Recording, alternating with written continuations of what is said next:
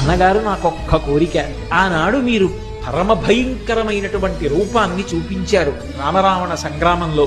ఏది ఇంకొక్కసారి మీరు అటువంటి రూపాన్ని నాకు చూపించండి, దర్శనం చేస్తానన్నారు. ఎప్పుడో జరిగిన రూపం ఇప్పుడు ఎందుకు లేవయ్యా, ఊరుకో. కాదు కాదు, చూడవలసింది.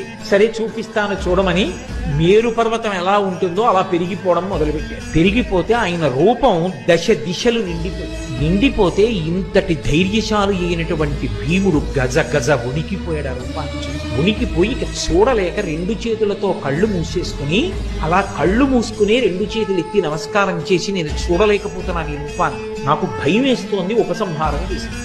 అంటే ఉపసంహారం చేశారు. ఉపసంహారం చేసి మళ్ళీ వృద్ధవానరం ఎలా ఉంటుందో అలా కనపడి, ఇది నువ్వు చూపించమన్నావని చూపించినటువంటి రూపం, శత్రువీరులు ఎదురు నిలబడినప్పుడు దీనికి రెండింతలు పెరుగుతుంది నా శరీరం.